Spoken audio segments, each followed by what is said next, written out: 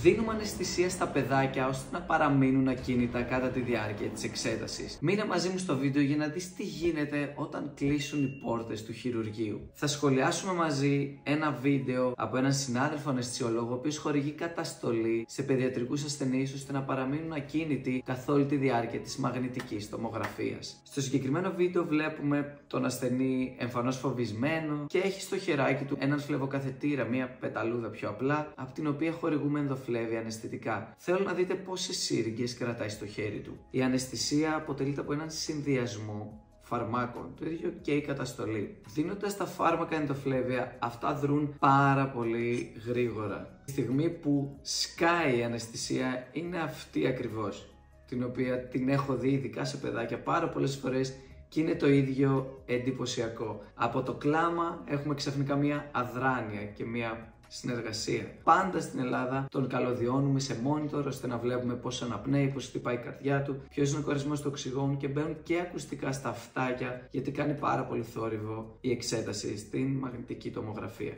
Θα δούμε ότι καθώς δρούν τα φάρμακα, ο ασθενής συνεργάζεται και σταματάει να αντιδράει. Ο γιατρός τον ξαπλώνει και μένει έτσι ακριβώς. Η ισορροπία είναι πάρα πολύ λεπτή και εκεί έγκυται και η επιστήμη αλλά και η τέχνη της αναισθησιολογίας, κατά την οποία πρέπει ο αναισθησιολόγος μαζί με την εμπειρία του και τις γνώσεις του να τροποποιήσει τη δόση έτσι ώστε να είναι το αποτέλεσμα τέλειο. Να μην κουνιέται ο ασθενής και να είναι αδρανής, να μην έχει συνήθως ανάμνηση της εξέτασης, αλλά και να διατηρεί την αυτόματη αναπνοή του. Λίγο παραπάνω δόση να δοθεί σε κάποια συγκεκριμένα αναισθητικά, τότε πάβει ο ασθενής να αναπνέει και πρέπει και πάλι να επέμβουμε και να του δώσουμε εμείς τις αναπνοές του. Κάποια από αυτά τα φάρμακα που χρησιμοποιούμε στους παιδικούς ασθενείς είναι η βενζοδιαζεπίνης αλλά και η κεταμίνη, η οποία έχει αυτό το χαρακτηριστικό ακριβώς. Μπορεί να δοθεί και ο ασθενής χωρίς καμία προσπάθεια να αναπνέει μόνος του. Στο τέλος της εξέτασης, πολύ πιθανό να χορηγηθούν κάποια αντίδοτα και ο ασθενής παραδίδεται στους γονείς του, έχει ήδη κάποια εγρήγορση, συνήθως συνεχίζει να κλαίει, αλλά όσο περνάει η ώρα ξυπνάει καλύτερα και